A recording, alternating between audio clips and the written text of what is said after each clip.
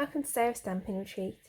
Today we're going to be making an explosion box. Now I did make an explosion box a couple of weeks ago, but it was really popular and I really wanted to make a Valentine's version, so I'm going to be making another one today.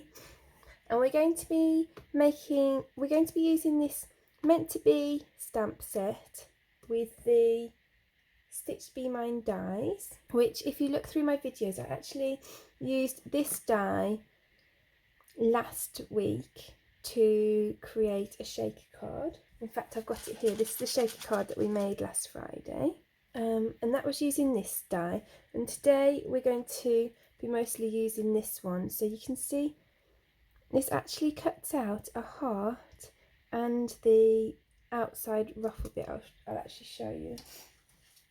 So when you cut with this die, this is what you get. You get this frame and you also get the actual heart from the middle of it. So that's the die that we're going to be using most today, and we'll use a few of the different stamps as well. So we're going to use Happy Valentine's Day, maybe another sentiment, we'll see how we go, and I think probably this and these as well. But we'll see how we go. I'm kind of going to make it up as I go along a little bit. So I'm going to bring in my stamping trimmer.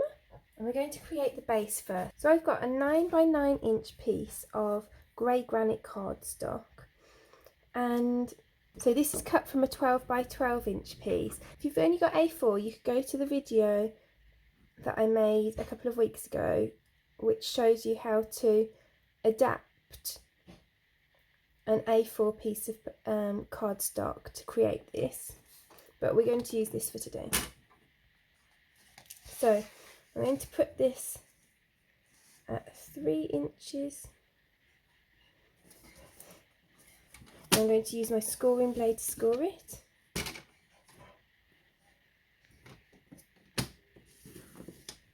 And then I'm also going to cut. So I'm going to cut from 9 inches to 6 inches. And I'm also going to cut from 0 to 3 inches.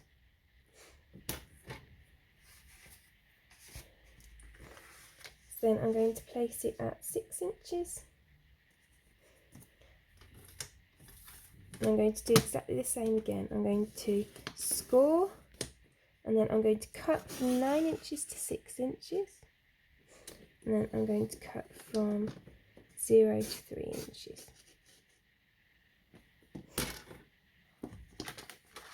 Then I'm going to turn it round. I'm going to do the exact same, so I'm going to place it at 3 inches.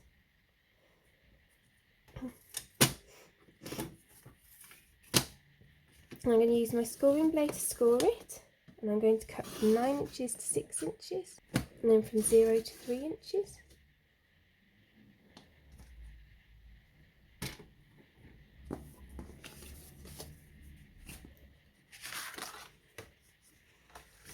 And then I'm going to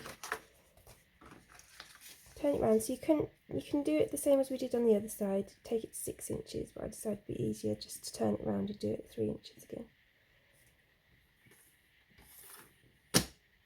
And if you don't have a trimmer like mine that has the score and the cutting blade, then you can just use a scoreboard, and you can just do the scoring, and then you can cut it with scissors.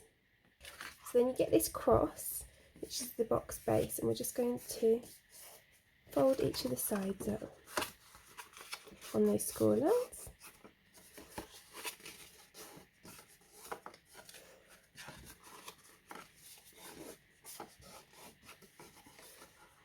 So then I find it easier to score the lid on my scoreboard, but obviously if you've just got the trimmer, then you can obviously do it on that as well.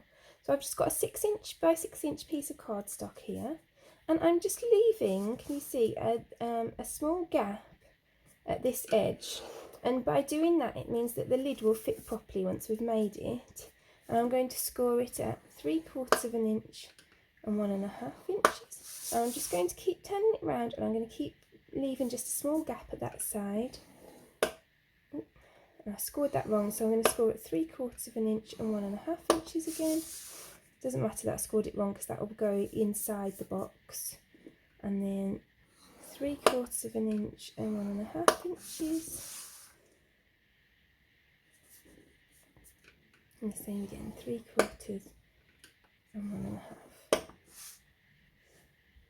So then I'm just going to take my scissors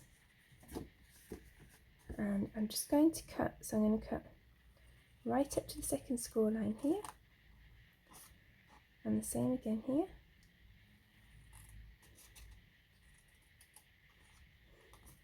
And then I'm going to chop off. So I'm going to cut at the second score line there and at the first score line here, so you get a bit of a step. So let's try that again on this corner. We're going to cut up to the second score line and again.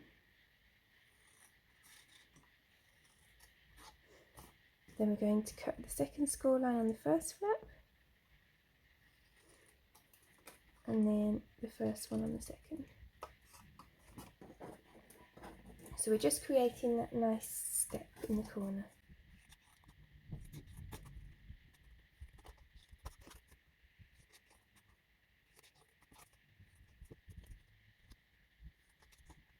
So this is what it will look like when you've done all those steps, and what you want to do is just cut a little wedge out of each of the flaps and then also off each of these end pieces. So we're just going up to this first score line here.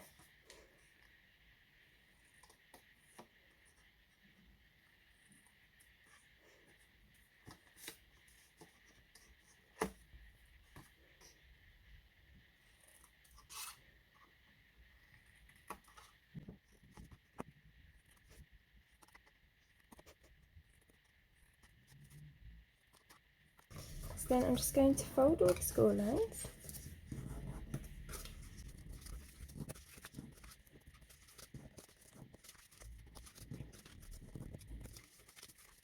And then I'm going to put a little bit of tear and tape onto each of these little flaps.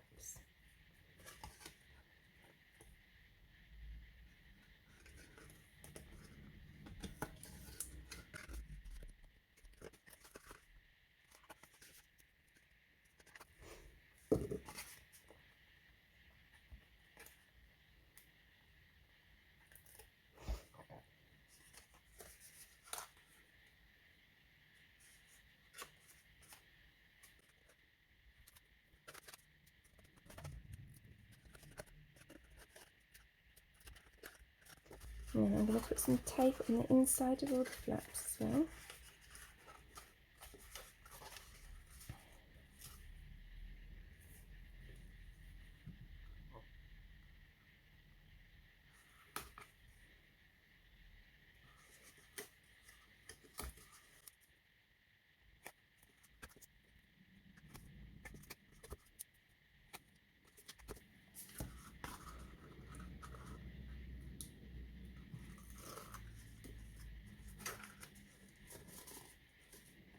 So we're just going to fold all these flaps in, and that makes a really nice reinforced lid.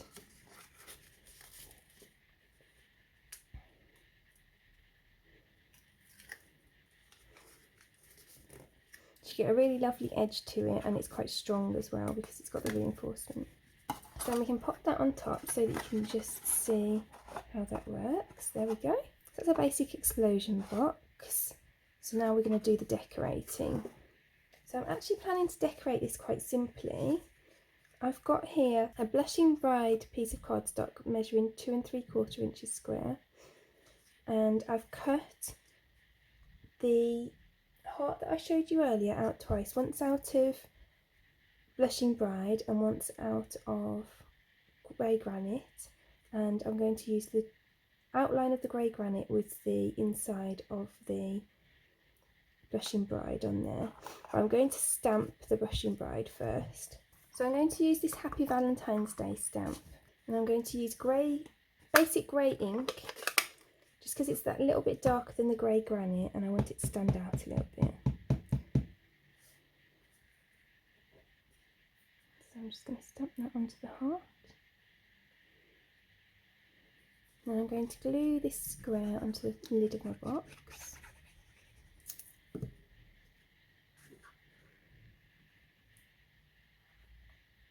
And I'm going to glue on the frame.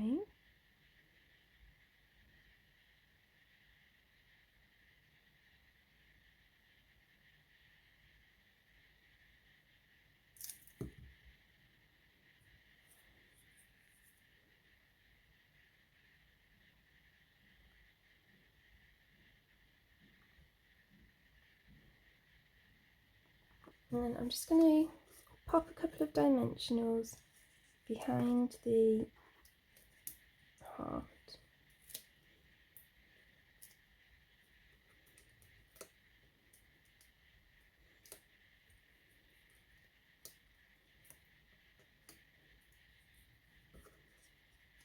I'm just going to pop that in the centre of the frame.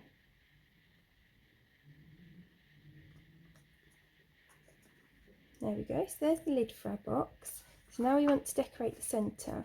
So I've got 3 more pieces of Blushing Bride cardstock, and they each measure 2 3/4 inches square.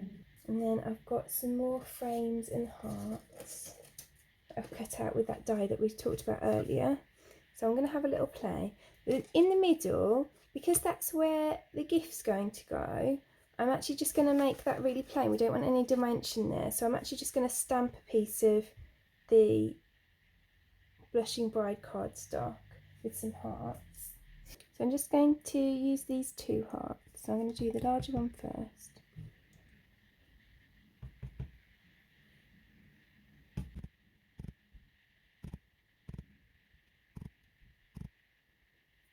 And I'll take the smaller one. I'll just fill in some of the gaps.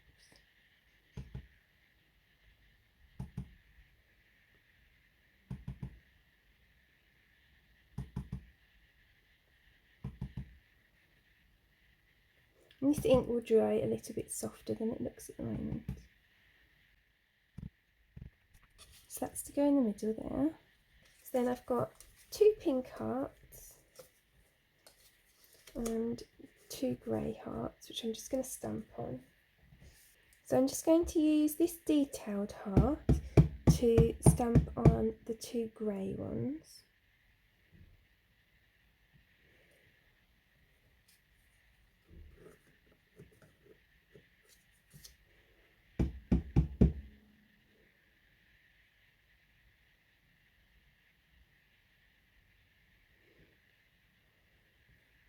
I'm actually thinking that it was a bit of a mistake to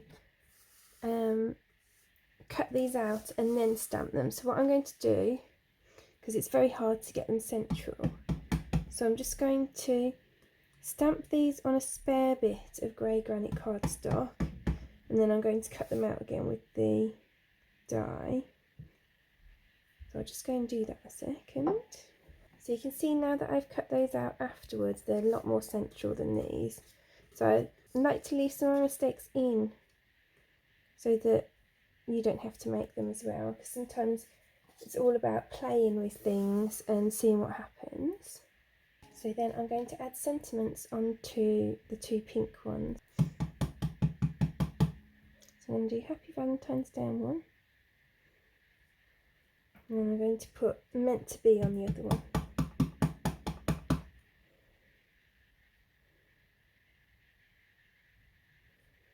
So I'm going to stick everything down. I think this would actually be nice for a whole range of Valentine's Day gifts. Like, it'd be super nice if you were going to propose. I know a lot of people propose on Valentine's Day. So if you're going to propose, it's really nice to have the ring box in the middle of there. Or if you're giving jewellery, a lot of people give jewellery on Valentine's Day, or chocolates. It's a lovely side for both those things. And actually it'd be cute to have chocolates in them. In it, and not put anything to hold them in, and then when the recipient opens the top, then all the chocolates would fall out.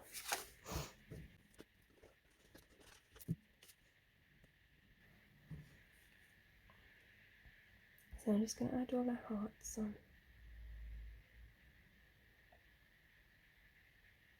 I'm going to add the pink frames to the sides.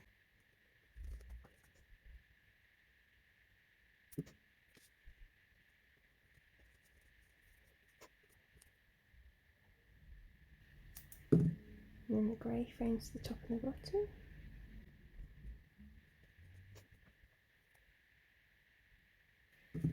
And you can obviously change this up to just be the recipient's favourite colours.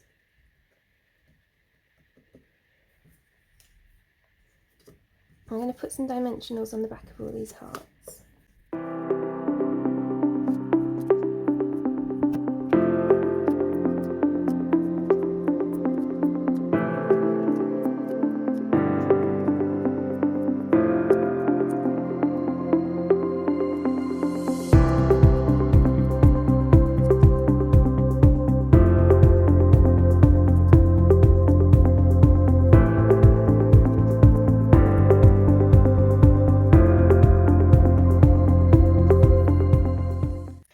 looks really cute. And then you can fold it up and put the lid on. So then when you take it off, it pops out, and that's really sweet, isn't it? So I really hope that you enjoyed our project today.